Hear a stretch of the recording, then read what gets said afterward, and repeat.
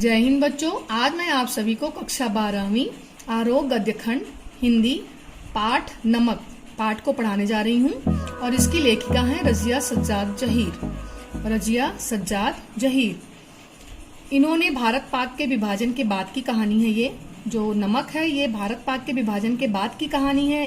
इसका एक्सप्लेनेशन मैं short form में दे रही हूँ और ये दिलों की मार्मिक कहानी है कि अगर भारत पाक का बंटवारा न हुआ होता तो हम सबका वतन एक रहता, हम लोग एक ही वतन में रहते हैं।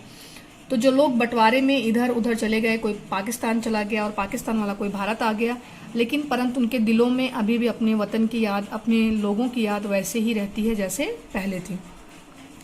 तो यहाँ पर एक कहानी है, जिस लड़की है इसका नाम है साफिया। वह अपने मायके जा रही है, उसका मायका पाकिस्तान में है और बंटवारे के बाद वो भारत पे चली आई है। साफिया के पड़ोस में एक सिख बीबी रहती हैं जो कि कीर्तन में आई हुई हैं। जब वो सिख बीबी ये सुनती हैं कि साफिया लाहौर जा रही है अपने मायके, तो वो साफिया से कह रही है कि तुम लाहौर तो जा रही हो, तो साफिया बोलती है आपके लिए भी कुछ लाना है। तो उसको अपने वतन की याद आती है और वो कहती हाँ अगर जा रही हो तो वतन से मेरे लिए लाहौरी नमक ले आना। और वह साफिया से लाहौरी नमक लाने की इच्छा व्यक्त करती है कि वहां से लाहौरी नमक लाना।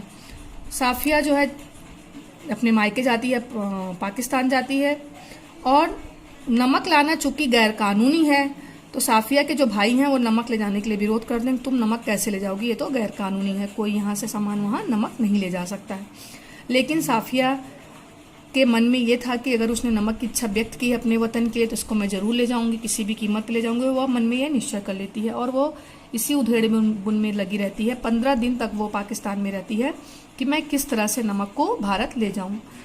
तो एक दिन साफिया ने देखा कि हिंदुस्तान से केले और पाकिस्तान से कीनू आ जा रहे हैं। हिंदुस्तान से केले पाकिस्तान जा रहे हैं और पाकिस्तान से कीनू हिंदुस्तान आ रहे हैं। तब उसके मन में यह विचार आया कि अगर कीनू की टोकरी के अंदर नमक की पुड़िया रख कर ले जाया जा सकता है तो ये अच्छी बात है, मैं चोरी से नमक की पुड़िया को कीनू की टोकरी में रख लूंगी। और अंततः वह दिन आ जाता है जब उसका रिजर्वेशन होता है और वो वेटिंग रूम में अपने टिकट को लेकर इधर उधर टहलती रहती है, चहलकदमी करती रहती है। और चूंकि उसने कीनू की टोकरी में नमक रखा हो तो उसके मन में बहुत ज्यादा डर लगा रहता, अंदर ही अंदर वो डरती रहती है। दिल में डर छुपाए सबसे छुपते छुपाते रजिया कीनू की टोकरी को कस्टम वालों की नजरों से बचाते जैसे तैसे अमृतसर पहुंचती है ट्रेन से। और अमृतसर में कस्टम ऑफिसर से वह सच बताती है कि कीनू की टोकरी में वतन की याद नमक है जिसे किसी ने मंगवाया है। जब उसको बार बार देखते हैं कि कीनू की टोकरी को बार बार देख रही है तो वो अपने मन की जो बात है वो बता देती है।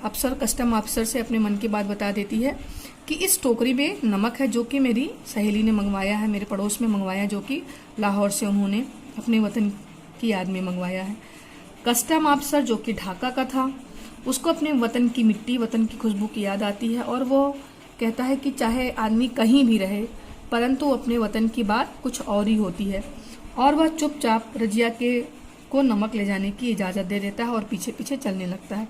और रजिया धीरे धीरे मन में यह महसूस करते हुए कि मनुष्य चाहे जहां भी पहुंच जाए परंतु उसकी जो इच्छाएं मन में रहती हैं वो हमेशा अपने वतन के लिए ही दौड़ती रहती हैं, अपने वतन के लिए ही रहती हैं, यह सोचते सोचते वह चली जाती है। धन्यवाद।